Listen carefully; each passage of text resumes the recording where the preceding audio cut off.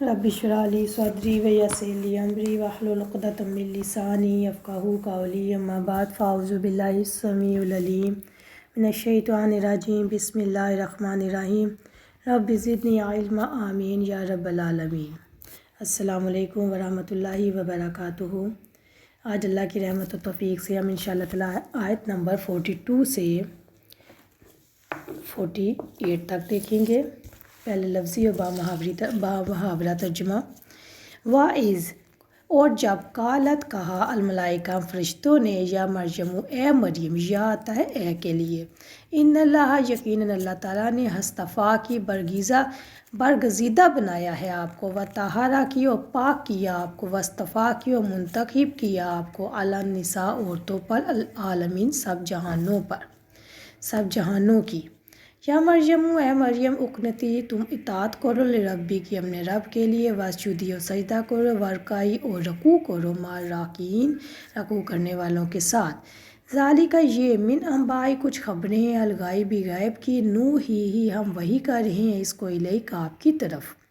وما اور نہیں، کنتا تھے آپ لدیہم ان کے پاس، اس جب یلقون وہ ڈال رہے تھے اقلامہم قلم اپنے، ایہم کون ان میں سے، یکفلو سرپرستی کرے گا مریم کی۔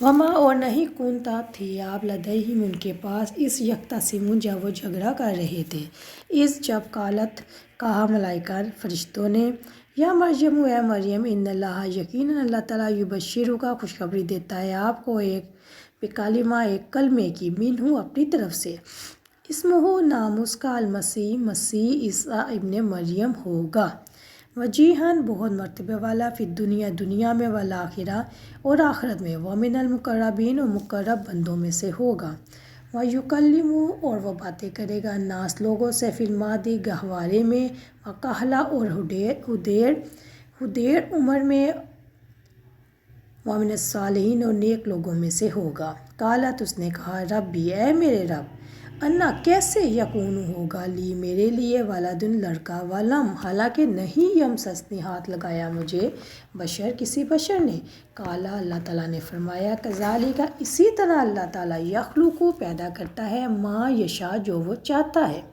اذا جب، قضا وہ فیصلہ کرتا ہے، امرن کسی کام کا، فانما تو یقیناً، یقول وہ کہتا ہے، لاہو اس کے لیے، کن ہو جا، فیکون تو وہ ہو جاتا ہے، وَيُعَلِّمُهُ اور وہ سکھائے گا اسے، الکتاب والحکمہ اور حکمت، والتوراۃ اور تورات، والانجیل اور انجیل۔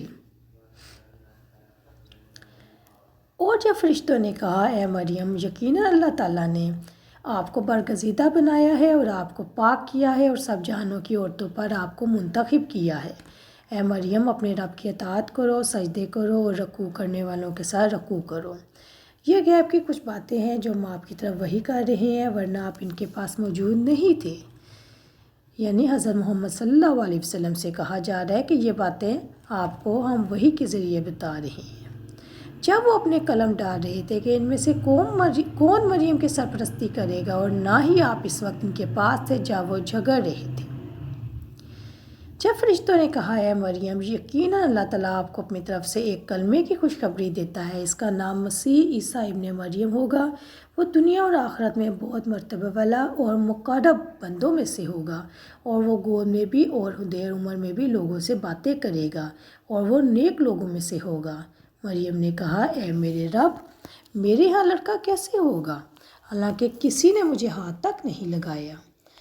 اللہ تعالیٰ نے فرمایا کہ اسی طرح اللہ تعالیٰ جو چاہتا ہے پیدا کرتا ہے، جب وہ کسی کام کا فیصلہ کرتا ہے تو وہ یقیناً اس سے کہتا ہے کہ ہو جا تو وہ ہو جاتا ہے، اور اللہ تعالیٰ اسے کتاب اور حکمت اور تورات اور انجیل سکھائے گا۔ اللہ کی رحمت سے اب ہم آیت نمبر 42 کو دیکھتے ہیں۔ وَإِذْ قالت الملائکہ اور جب فرشتوں نے کہا اے مریم یقیناً اللہ تعالیٰ نے آپ کو برگزیدہ بنایا ہے۔ اس برگزیدہ کا تعلق مریم علیہ السلام کے بچپن سے ہے، یعنی اللہ تعالیٰ نے تو شروع ہی سے آپ علیہ السلام کو بزرگی دے رکھی تھی۔ آپ علیہ السلام کی والدہ کی دعاؤں کو سن کر آپ علیہ السلام کو خلت وجود بخشا گیا ہیکل کی خدمت کا کام لڑکوں اور مردوں کے لیے مخصوص تھا۔ آپ کو لڑکی ہونے کے باوجود اس کا موقع عنایت کیا گیا۔ آپ علیہ السلام کو آپ کے حجرے میں غذائیں جس اعجازی رنگ میں پہنچائی گئیں، اس نے اللہ تعالیٰ کے نبی زکریا علیہ السلام تک کو حیران کر دیا۔ تو یہ سب شواہد آپ کی برگزیدگی کے تھے۔ اور جب فرشتوں نے کہا کہ اے مریم، یقیناً اللہ تعالیٰ نے آپ کو برگزیدہ بنایا ہے، اللہ تعالیٰ براہ راست ان کے اندر ایک روح ڈالنے والے تھے، جس طرح اللہ تعالیٰ نے آدم علیہ السلام میں روح ڈالی تھی۔ وطہرہ کا اللہ تعالیٰ نے حضرت مریم علیہ السلام کو حیض، نفاس، مردوں کے چھونے اور برے اخلاق سے پاک کیا۔ حضرت مریم علیہ السلام کو اللہ تعالیٰ نے گناہوں اور ایسی خرابیوں سے پاک کیا جو ان کی شان میں کمی کا باعث بن سکتی تھی۔ وَاصْطَفَاكِ عَلَىٰ نِسَاءِ الْعَالَمِينَ، سب جہانوں کی عورتوں پر آپ کو منتخب کیا، یعنی ان کو فضیلت دی۔ چند خواتین یعنی حضرت خدیجہ رضی اللہ عنہ، حضرت عائشہ رضی اللہ عنہ، حضرت فاطمہ رضی اللہ عنہ، ان کا بھی اس فضیلت میں شریک ہونا حضرت مریم علیہ السلام کی خوبیوں کے منافی نہیں۔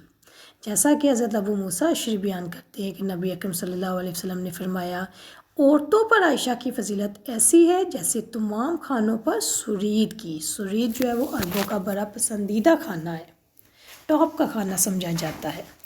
مردوں میں تو بہت سے کامل مکمل گزرے، لیکن عورتوں میں مریم بنت عمران علیہ السلام اور فرعون کی بیوی آسیہ کے سوا اور کوئی کامل پیدا نہیں ہوئی۔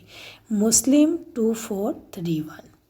یا مریم امتی لربی کی واسجدی، اے مریم اپنے رب کی اطاعت کرو، قنوت کرو، یعنی یا مریم مقنوتی۔ قنوت سے کیا مراد ہے کہ اپنے رب کی اطاعت کرو۔ قنوت سے مراد ہے خشوع خضوع کے ساتھ اطاعت پر مسلسل قائم رہنا۔ وسجدی ورکائی اور سجدے کرو۔ حضرت مریم علیہ السلام کو عبادت کا حکم دیا جا رہا ہے تو خاص طور پر رکوع اور سجدے کا ذکر اس لیے کیا گیا کہ عبادت میں رکوع اور سجدے کا مقام دوسری تمام عبادتوں سے افضل ہے۔ رکوع اور سجدے سے اللہ تعالیٰ کے سامنے عاجزی کا اظہار ہوتا ہے۔ رکوع کرنے والوں کے ساتھ رکوع کرو، یعنی اس سے مراد ہے کہ بیت المقدس میں باجماعت نماز کے لیے حاضری دو۔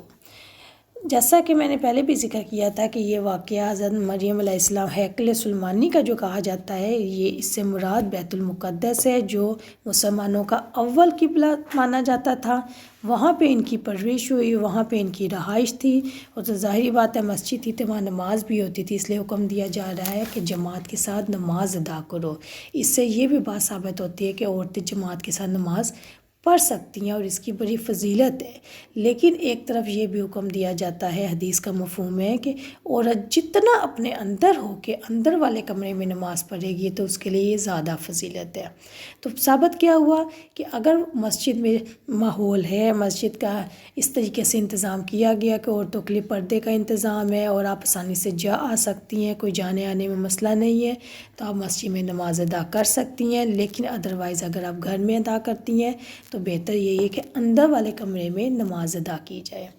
حضرت مریم علیہ السلام کے لیے اللہ تعالیٰ نے یہ حکم دیا تھا کہ خشوع خضوع کے ساتھ اطاعت پر مسلسل قائم رہیں، اللہ تعالیٰ کے آگے سجدے سر مسجود رہیں، اللہ تعالیٰ کے آگے جھکنے والوں کے ساتھ جھکیں، ایسی زندگی بسر کریں جو اللہ تعالیٰ سے جڑی ہوئی ہو۔